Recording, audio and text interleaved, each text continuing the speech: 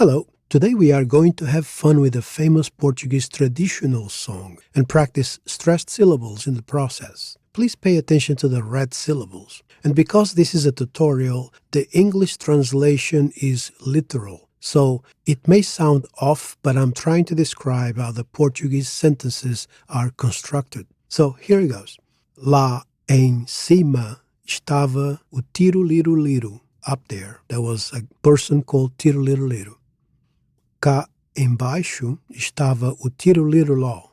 Juntaram-se os dois à esquina a tocar a concertina e a dançar o sol e dó. I can read it all together.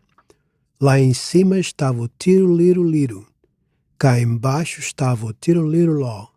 Juntaram-se os dois à esquina a tocar a concertina e a dançar o sol e dó. Dó, ré, mi, fá, sol, lá, si, dó. Dó, ré, mi, fá, sol, lá, si, dó.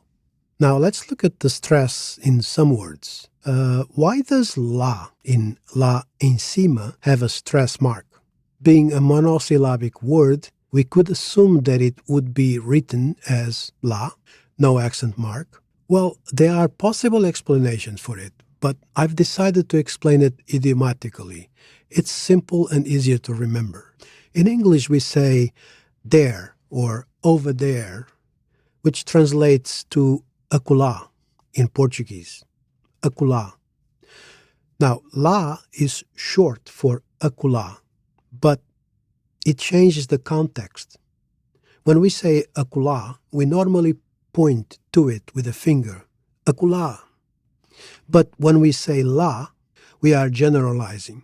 In addition, lá is also used in many idiomatic expressions in multiple contexts, so it is a very popular word. As for the accent in lá, well, think for acolá.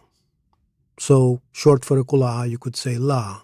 So it sounds the same, acolá, lá. There are other explanations, of course, but you can't go wrong with this one for now. As for cá, it's the opposite of lá. The accent makes sense as well. Now, additionally, the opposite of acolá is aqui. Notice the same stress being on the last syllable of aqui. It's not aqui, but aqui. So another question is, why doesn't aqui have an accent in I, the last syllable? From previous lessons in this series, we noticed two reasons. The first reason is that it ends in I. So remember, words ending in I, U, L, R, Z, or I am are stressed on the last syllable without graphical accents. They are oxytones. The second reason that we also know is that had we added an accent to I, it would break the diphthong. So we would have to pronounce I separately as aqui, which is incorrect, aqui. The U here should be silent. For further explanation, I'll have a comment to the video explaining why U is used here.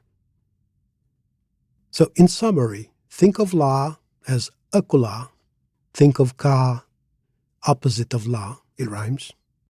So let's practice the song and see other pronunciation rules.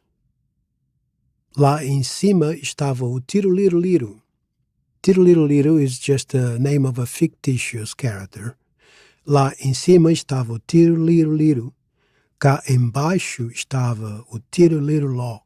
Juntaram-se os dois à esquina a tocar a concertina e a dançar o sol e dó.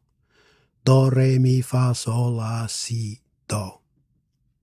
So here, cima, estava, baixo, juntaram-se, esquina, concertina. They are all paroxytone words. Normal Portuguese stress is on the penultimate syllable, so no graphical accent needed.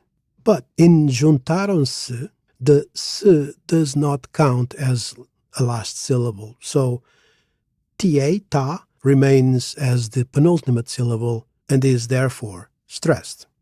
Then in tocar and dançar, they both end with an R, making them oxytone words stressed on the last syllable because of the R.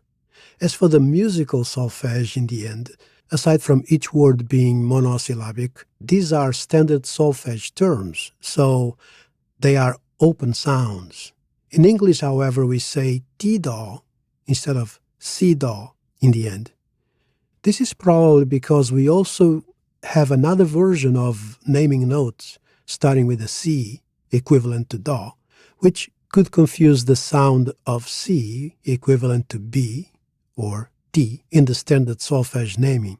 So hence C is changed to T in the English version.